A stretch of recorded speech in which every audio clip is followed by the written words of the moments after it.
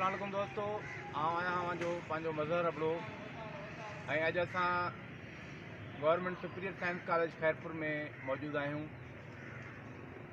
जे ॼाण लाइ अर्ज़ु कंदो हलां त हिन मुल्क में सुपीरियर साइंस कॉलेज जे नाले सां 5 कॉलेजूं क़ाइमु आहिनि, जिन में हिकिड़ी superior science college Quetta, superior science college Peshawar, superior science college Lahore ऐं 2 कॉलेजूं सिंध में, सुपीरियर साइंस कॉलेज कराची ऐं सुपीरियर साइंस कॉलेज खैरपुर।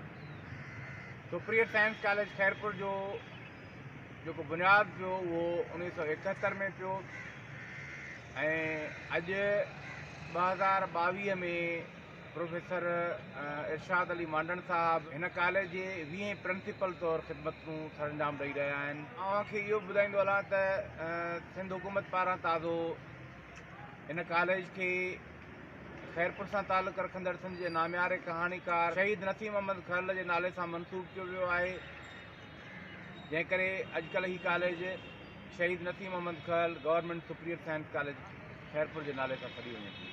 हिन कॉलेज मां खैरपुर सां तालुक़ रखंदड़ केतिरियूं नामियारियूं शख़्सियतूं तालीम कराए हींअर ज़िंदगी जे मुख़्तलिफ़ शोबनि में ख़िदमतूं सरअंजाम ॾेई रहियूं आहिनि।